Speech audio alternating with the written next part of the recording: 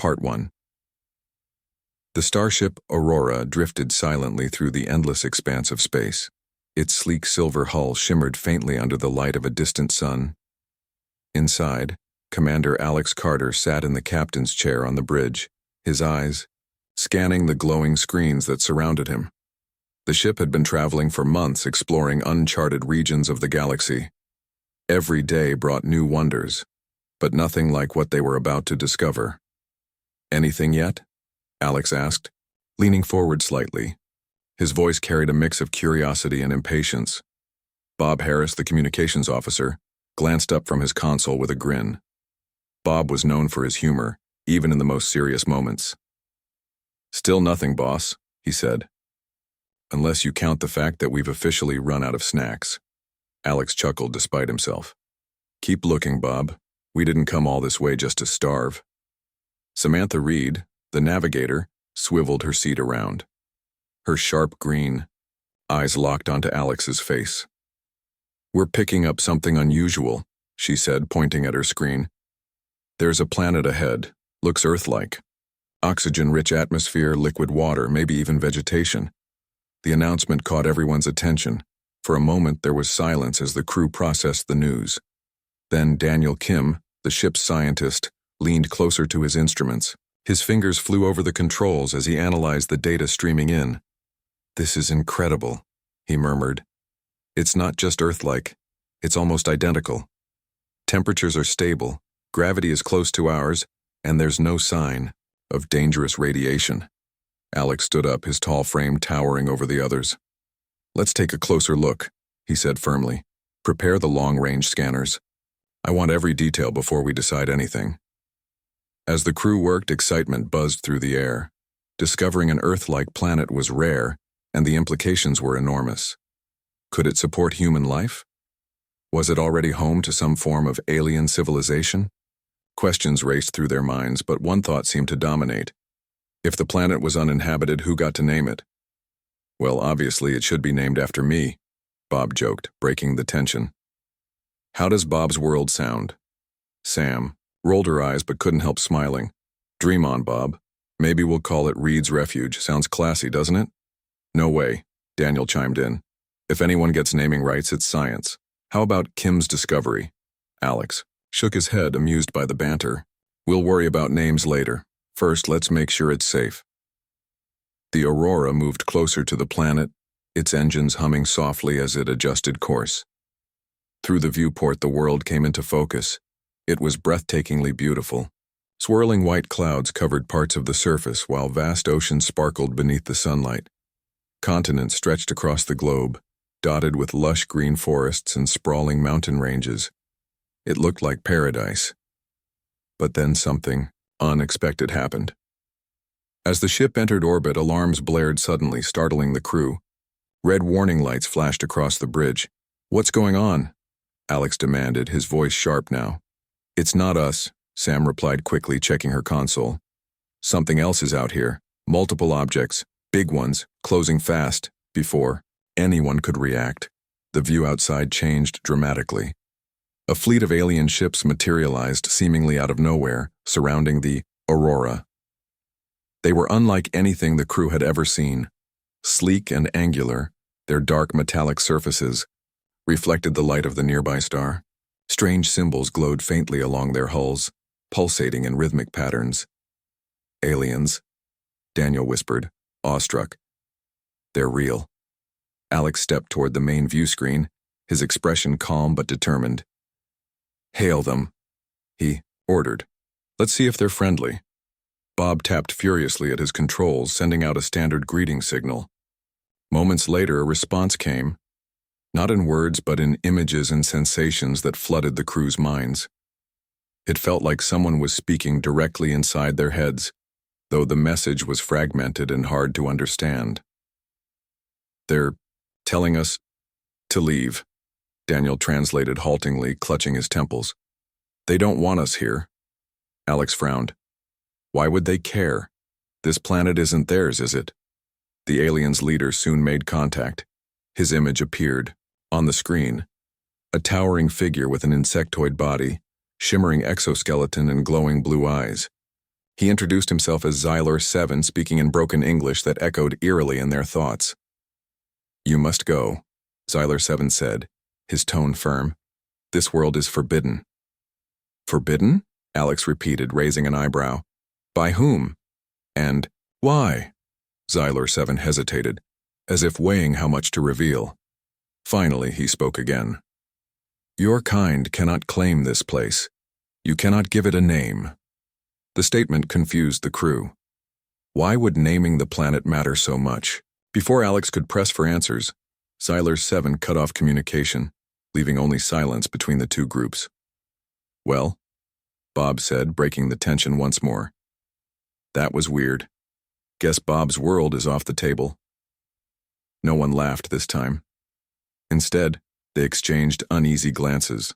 Whatever these aliens were hiding, it was clear that their discovery had stirred something far bigger than any of them had anticipated.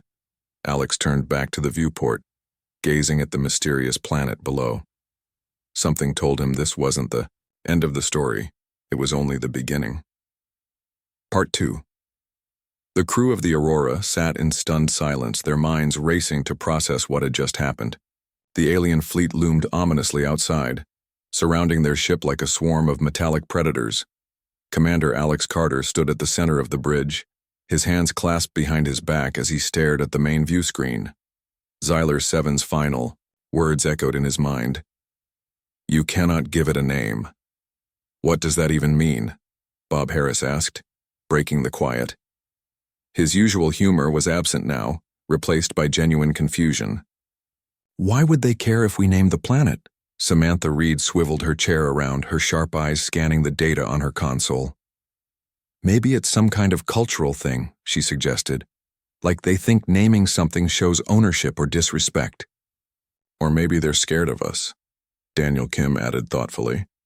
He leaned forward, tapping his fingers on the edge of his desk. "Think about it. We've only been exploring space for a few hundred years, but look how far we've come. What if they see us as a threat?" Alex shook his head.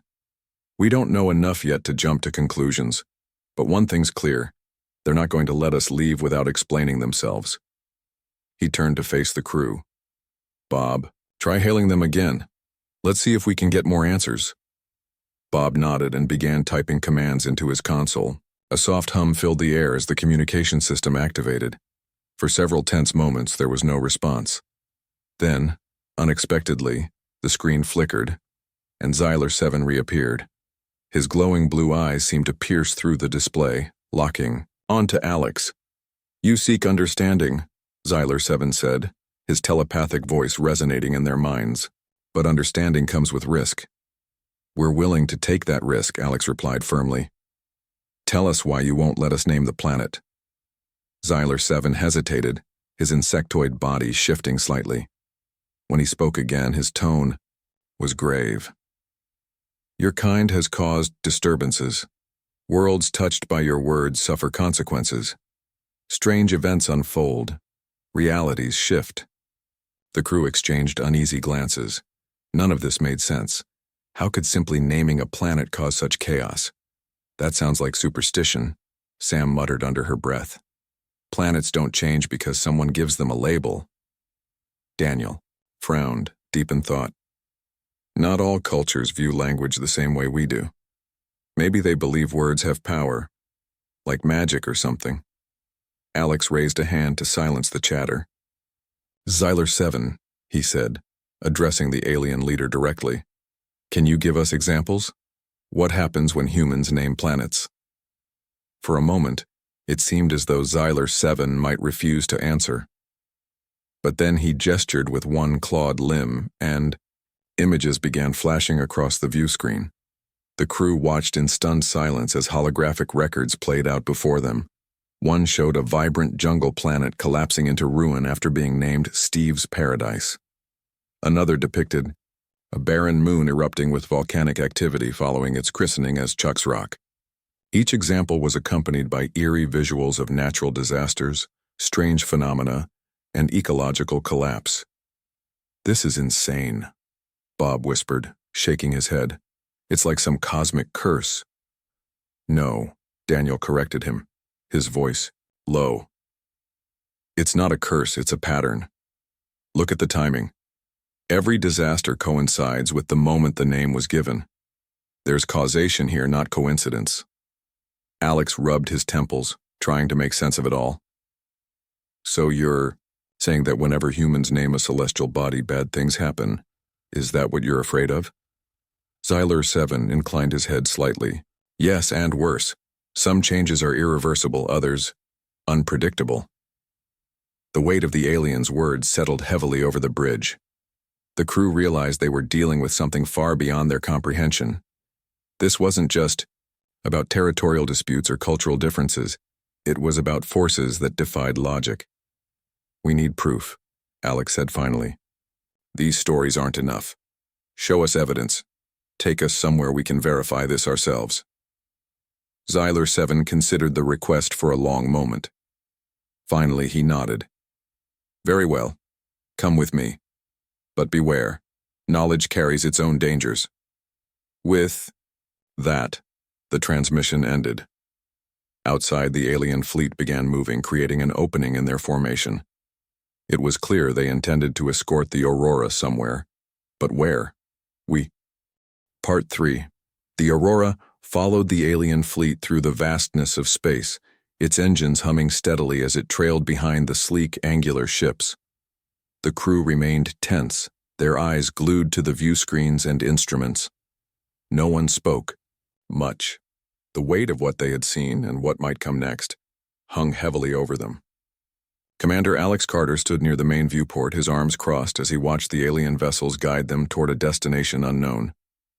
Where do you think they're taking us? Samantha Reed asked, finally breaking the silence. Her voice was soft but carried a note of unease. Probably somewhere we can't cause any trouble, Bob Harris replied with a shrug. He tried to sound casual, but his usual humor felt forced. Even he couldn't ignore the gravity of the situation. Alex turned to face the crew. Whatever it is, we need to stay sharp. This could be our chance to understand what's really going on. As they traveled, the view outside began to change. The stars seemed to blur slightly, as if the fabric of space itself was bending around them. Then suddenly, the alien ship slowed, forming a loose circle around a massive structure floating in the void. It was unlike anything the crew had ever seen. The structure resembled a giant sphere made of shimmering metal. Its surface, covered in intricate patterns that pulsed faintly with light. It looked ancient yet impossibly advanced. What is that thing? Daniel Kim asked, leaning closer to his console. His fingers danced over the controls as he scanned the object.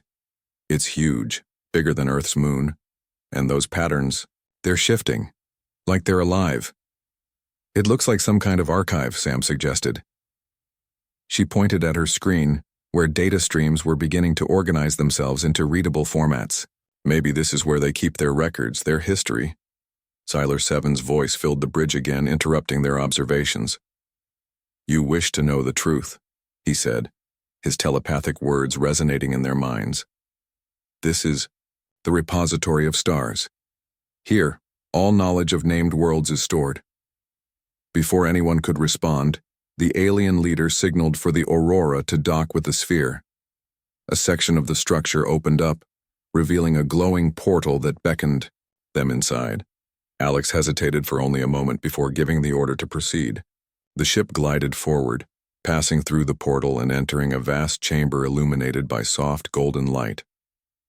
When the crew disembarked, they found themselves standing in an enormous hall filled with floating holograms.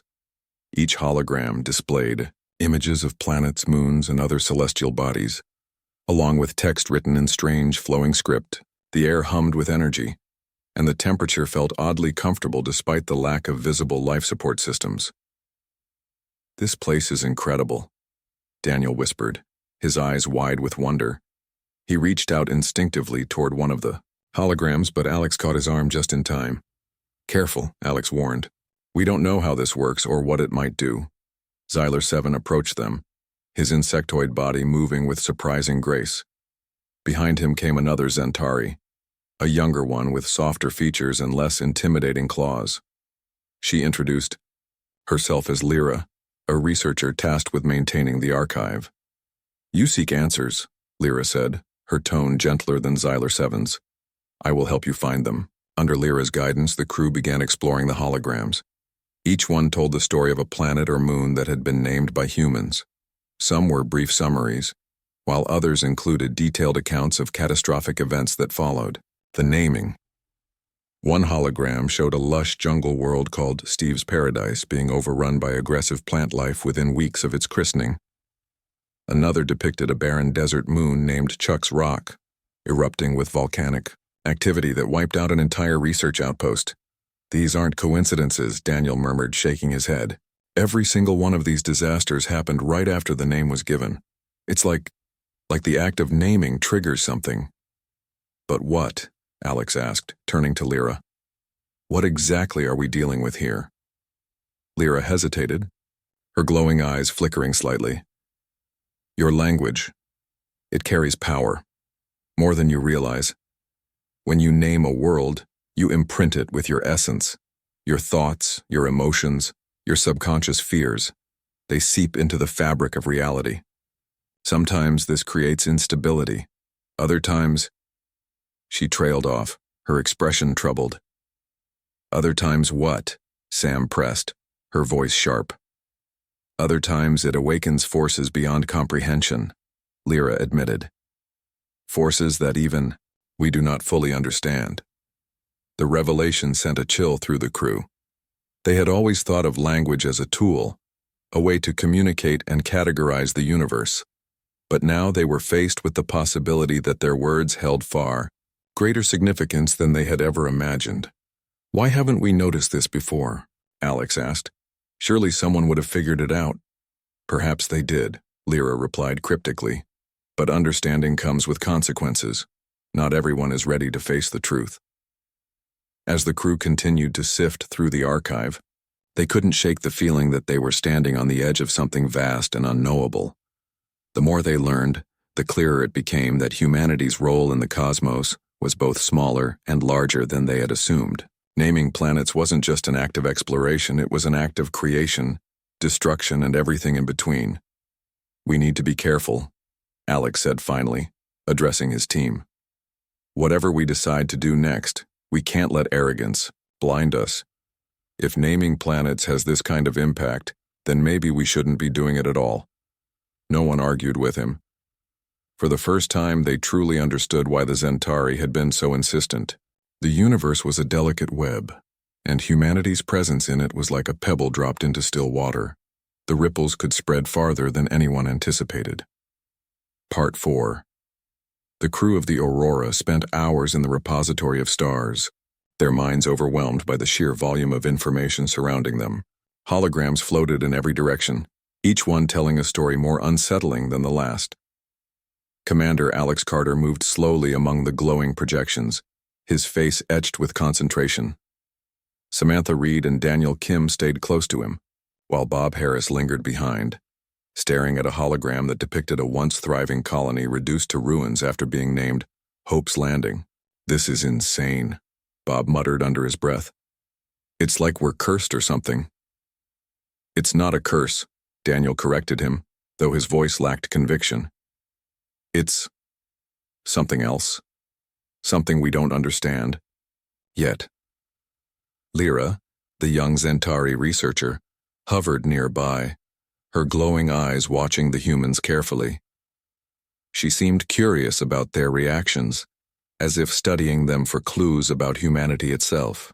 When Alex approached her, she tilted her head slightly, a gesture that might have been meant as respect or caution. "Why are you helping us?" Alex asked bluntly. His tone wasn't accusatory, but there was an edge to it. "Your leader doesn't seem too fond of humans."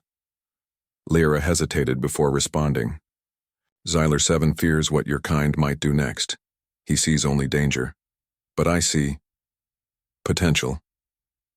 Perhaps understanding will help you change." Alex nodded slowly. "Fair enough. But if naming planets causes so much trouble, why didn't anyone warn us sooner? Why let us keep doing it?" Lyra's expression shifted subtly, though it was hard to read on her insectoid features. "We tried," she said quietly. Long ago. But your ancestors dismissed our warnings as superstition. They believed they were above such things, above us. And so the cycle continued. Her words struck a chord with Alex. Humanity had always prided itself on progress, on pushing boundaries and conquering the unknown. But now, standing in this alien archive, he couldn't help but wonder if that pride had blinded them to the consequences of their actions. Samantha stepped closer, her sharp green eyes scanning the holograms around them. So there has to be a way to break the cycle, she said firmly. If we know what's causing these disasters, maybe we can find a solution. Daniel frowned, rubbing his temples. It's not that simple, Sam. We're talking about forces we barely understand. Even if we stop naming planets, who's to say the damage already done won't spread? We can't just give up, Alex interjected. If we walk away now, we're no better than those ancestors Lyra mentioned. We owe it to ourselves, and to whoever comes after us to figure this out. Inspired by Alex's determination, the group decided to focus on one specific example, a planet called New Brooklyn, which had suffered catastrophic volcanic eruptions shortly after its discovery. The hologram showed detailed records of the disaster, including seismic readings and atmospheric changes. As they studied the data, patterns began to emerge. Look at this, Daniel said, pointing to a graph on his handheld scanner.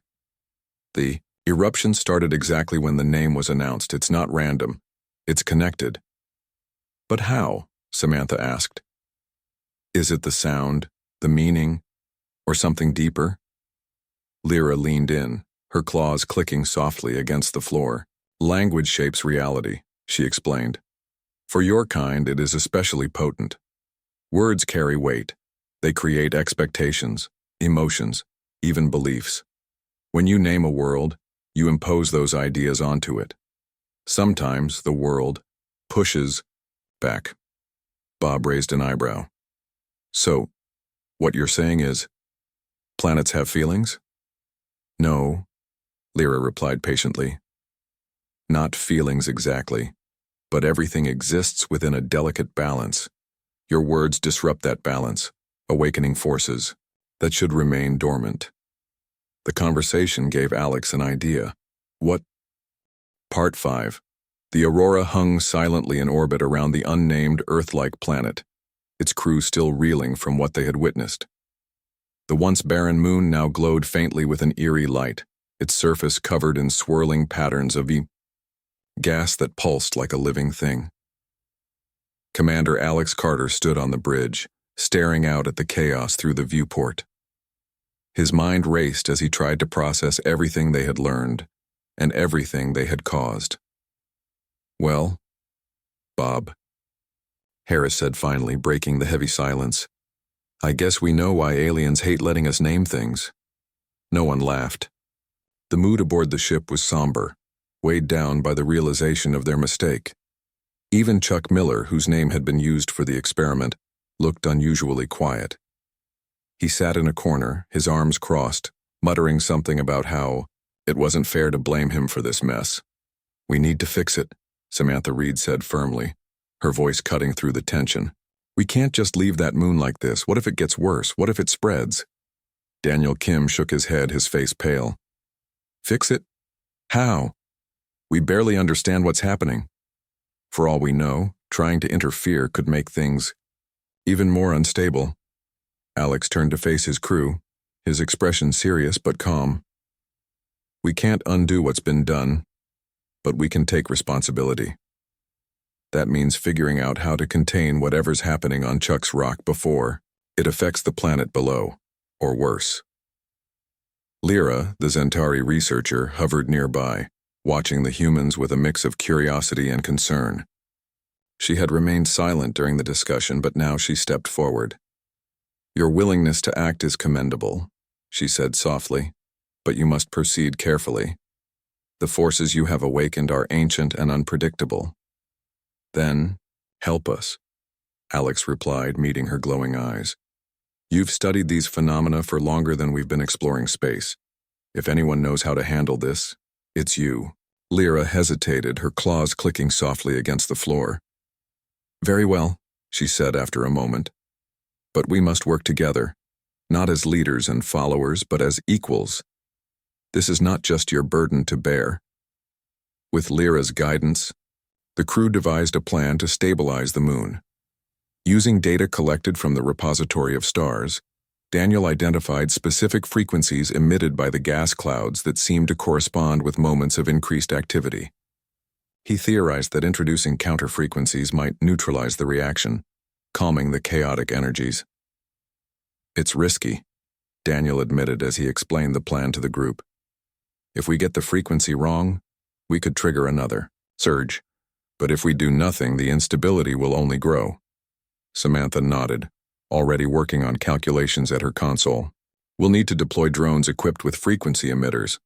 They can create a containment field around the moon while we adjust the settings remotely. Chuck finally spoke up, his gruff voice tinged with frustration. And what happens if the drones fail? Do we just sit here and watch the whole system collapse? No, Alex said firmly. If the drones fail, we go in manually. Someone has to stay behind and monitor the situation, but I won't ask anyone to take unnecessary risks. Preparations began immediately. The crew worked tirelessly, assembling the drones and programming them with precise instructions. Outside, the alien fleet remained in position, their ships casting long shadows over the planet below.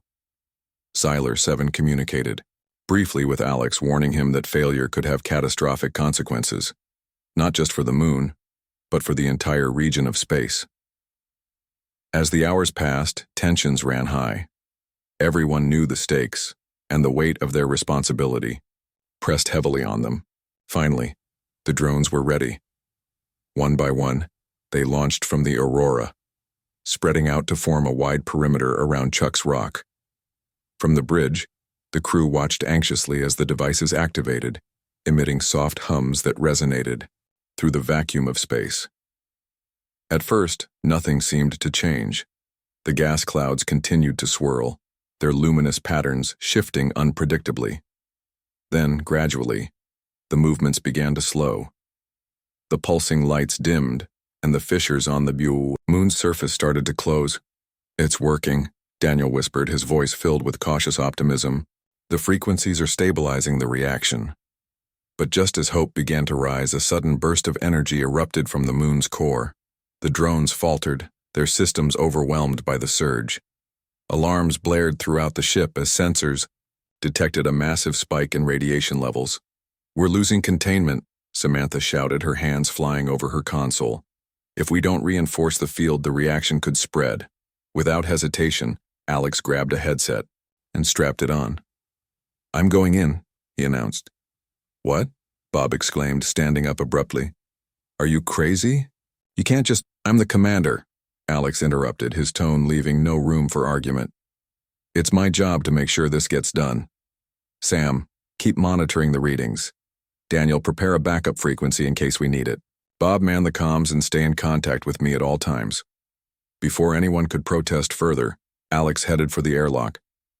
Moments later, he climbed into a small shuttle and launched toward the moon. Through the cockpit window, he could see the swirling chaos growing larger as he approached. The radiation levels were dangerously high, but he pushed forward, determined to complete the mission. Back on the Aurora, the crew held their breath as they watched Alex's progress on the monitors. Lyra stood quietly beside them, her presence offering a strange sense of reassurance. You admire him, Samantha said suddenly, glancing at the Zentari researcher. Lyra tilted her head slightly. Admiration is not the right word. Respect, perhaps. Your kind is reckless, but also brave. It is admirable. On the moon, Alex guided the shuttle into position, deploying additional emitters to strengthen the containment field. Sweat dripped down his forehead as he fought to maintain control amidst the turbulence. Finally, after what felt like an eternity, the swirling patterns began to fade. The gas clouds settled, their glow dimming until they disappeared entirely. It's stable, Alex reported, his voice shaky but relieved. The reaction stopped. Cheers erupted on the Aurora as the crew celebrated their narrow escape. For the first time since arriving in this system, they felt a glimmer of hope. They had faced the unknown and survived, but more importantly, they had learned a valuable lesson about the power of their words and actions.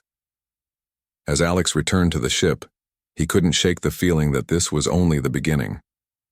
The universe was vast and full of mysteries, but humanity's place within it was becoming clearer. To move forward, they would need humility, caution, and a willingness to listen, to each other, and to those who had come before them. Part 6. Shuttle docked with the Aurora, and Commander Alex Carter stepped out, his face pale but resolute. The crew gathered around him, their expressions a mix of relief and admiration. Samantha Reed handed him a towel to wipe the sweat from his brow, while Bob Harris slapped him on the back with a grin. "You're officially my hero," Bob said, his usual humor returning now that the immediate danger had passed. "But next time you decide to play Space Cowboy, maybe give us a little more warning." Alex managed a weak smile. "There won't be a next time. Not like this, anyway." Despite the success of their mission, the mood aboard the ship remained subdued. The crew knew they had narrowly avoided disaster, and the experience had left them shaken. They had seen firsthand the power of human language and its potential for destruction. It was a sobering reminder of how much responsibility came with exploration.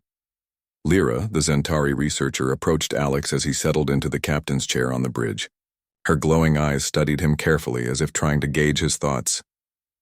"You risked much to stabilize the moon," she said softly. "Your actions have earned my people's respect." "Respect is good," Alex replied, leaning back in his seat. "But it doesn't change the fact that we nearly caused another catastrophe. If we hadn't acted quickly, who knows what could have happened?" Lyra nodded. "That is why we must ensure such mistakes are not repeated. Humanity's presence in the galaxy cannot continue unchecked. There must be rules. Boundaries." Alex frowned. "Boundaries are one thing, but outright bans, that's not going to sit well with Earth. People back home wouldn't take kindly to being told what they can or can't do." "Perhaps not," Lyra admitted. "But the alternative is far worse. Your kind has a tendency to act first and think later. Without guidance, the consequences will only escalate." The conversation weighed heavily on Alex. He knew Lyra was right.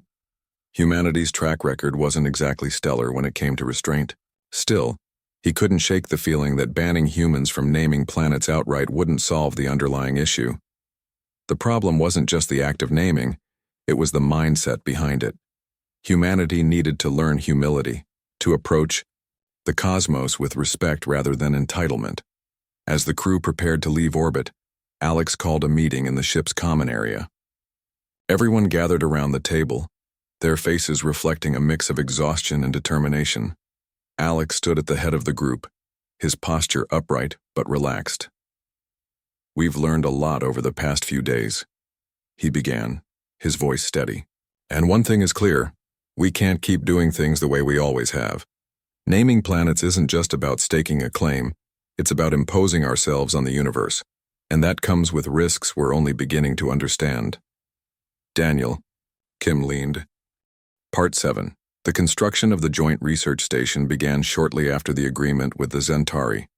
The unnamed planet, vibrant and teeming with life, became a hub of activity as humans and aliens worked side by side to build something unprecedented, a symbol of cooperation in a galaxy often divided by fear and misunderstanding. Commander Alex Carter oversaw the operation from the Aurora, coordinating efforts between his crew and the Zentari engineers. At first, the collaboration was awkward. The two species had vastly different ways of working. Humans relied on tools and machinery, while the Zentari used advanced biotechnology that seemed almost magical. Their equipment wasn't made of metal or wires, but rather living organisms that grew and adapted to their needs.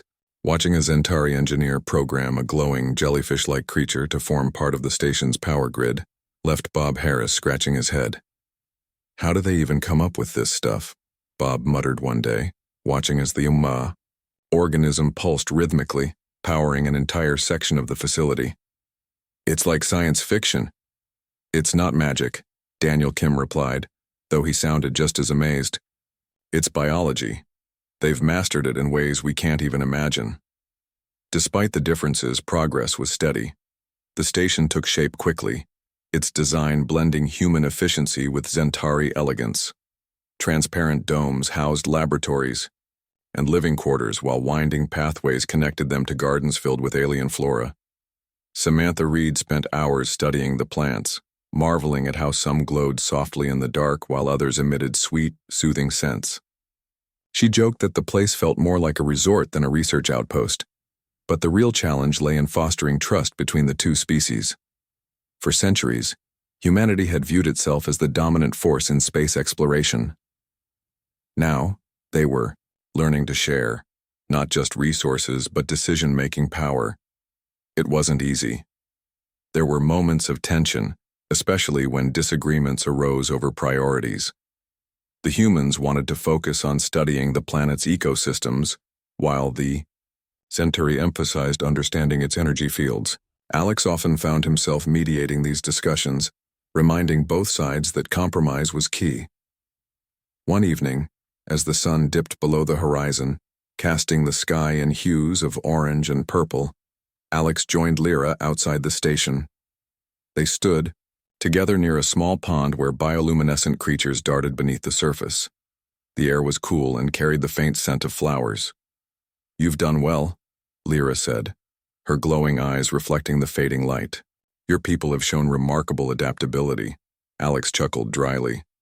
"Adaptability? Sometimes I think we're just faking it until we make it." Lyra tilted her head slightly, a gesture that might have been amusement. "Faking is still effort, and effort leads to growth." "I hope so," Alex replied, gazing out at the landscape. "This planet has given us a second chance to prove we can be better. But back on Earth, things won't be so simple. People there aren't going to like hearing they can't name planets anymore. They will resist." Lyra agreed. "Change is always met with resistance. But perhaps this station will serve as proof that cooperation works. That restraint is strength, not weakness." As weeks turned into months, the station grew into a thriving community. Scientists from both species conducted groundbreaking research, uncovering secrets about the planet's unique properties. One discovery stood out. The world's atmosphere contained trace elements that resonated with certain frequencies similar to those found in human speech. This revelation supported the theory that language could influence reality, though the exact mechanics remained elusive. The crew also learned more about the Zentari themselves. Despite their intimidating appearance, they were deeply spiritual beings who revered balance and harmony. Their society operated on principles of collective responsibility, where individual actions were seen as reflections of the whole. This perspective fascinated Alex, who realized how much humanity could learn from them. Meanwhile, news of the project reached Earth. Reactions were mixed. Some praised the initiative as a bold step toward peaceful coexistence, while others criticized it as a surrender of human sovereignty. Politicians debated endlessly, corporations lobbied for access to the planet's resources, and media outlets sensationalized every detail.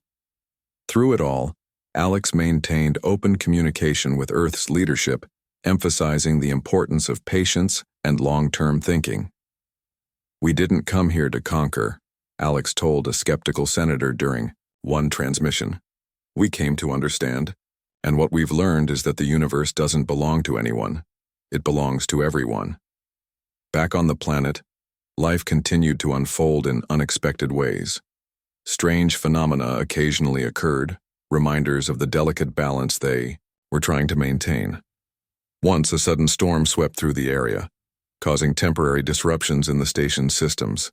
Another time, a grove of trees near the facility began producing fruit unlike anything seen before, golden orbs that shimmered like liquid sunlight. When analyzed, the fruit proved to contain nutrients beneficial to both humans and Zentari. "These gifts are not random," Lyra explained. "They are signs of acceptance from the planet itself." By the time the station was fully operational, it had become clear that the project was succeeding beyond anyone's expectations. Data flowed freely between human and Zentari researchers, leading to innovations that benefited both species.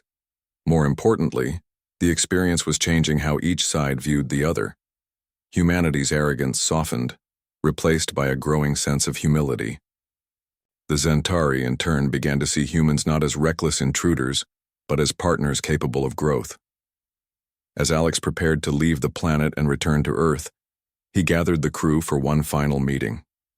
They sat together under the stars, the hum of the station systems providing a comforting backdrop. "This isn't goodbye," Alex said, looking around at their faces. "It's the start of something new. What we've built here proves that we can change, that we can work together instead of against each other." Bob grinned. "Does this mean I finally get to name something?" "Not a chance," Alex shot back, laughing. "But maybe someday, when we've earned it." When the Aurora departed, it left behind not just a research station but a legacy. The unnamed planet stood as a testament to the power of cooperation and respect. Its story spread across the galaxy, inspiring others to rethink their approach to exploration. Humanity had taken its first steps toward becoming a responsible member of the galactic community. And though challenges lay ahead, the seeds of hope had been planted. As the ship disappeared into the stars, the planet below glowed softly, its mysteries waiting patiently to be understood. Part 8. Years passed, and the unnamed planet became a symbol of unity in the galaxy. The joint research station thrived, evolving into a beacon of collaboration between humans and Zentari. Its success inspired other species to join the effort, turning the facility into a melting pot of cultures, ideas, and technologies. Scientists from across the stars traveled there to study its unique ecosystems, energy fields, and the mysterious phenomena that continued to occur. Each discovery deepened humanity's understanding of the universe and of itself. Commander. Alex Carter returned to Earth after the initial mission, but his work was far from over. He spent years advocating for change within human society, urging leaders and citizens alike to adopt a new mindset when it came to space exploration. His speeches emphasized humility, respect, and the importance of listening, not just to alien civilizations, but to the environments they encountered. At first, his ideas faced resistance. Politicians argued that humanity couldn't afford to slow down its expansion, while corporations pushed back against restrictions on resource extraction. But as stories of the unnamed planet spread, public opinion began to shift. Schools started teaching lessons about the planet that couldn't be named. Children learned about the dangers of arrogance and the value of cooperation. Artists created paintings, songs, and films celebrating the beauty of the cosmos and humanity's role within it. The phrase "leave it unnamed" entered common language, used not just for planets but for anything people felt should remain untouched or respected. Back at the station, life continued to flourish. Samantha Reed stayed behind, choosing to dedicate her career to studying the planet's ecosystems. She discovered new species almost daily, many of which displayed remarkable intelligence. One creature, a bird-like being with shimmering feathers, seemed capable of mimicking human speech. It quickly became a favorite among the researchers, who affectionately nicknamed it Echo. Daniel Kim also remained, leading groundbreaking studies on the planet's energy fields. His team developed technology that allowed them to harness these fields sustainably, providing clean energy not just for the station, but for colonies across the galaxy. The innovations earned him widespread acclaim, though he always credited the Zentari for their guidance. Bob Harris eventually left the station, returning to Earth to share his experiences with the world. His humor and storytelling skills made him a beloved figure, and he became an unofficial ambassador for the project. During interviews, he often joked about how close humanity had come to naming the planet Bob's World. But his tone always grew serious when discussing what they had learned. "We thought we were the smartest kids on the block," Bob would say, leaning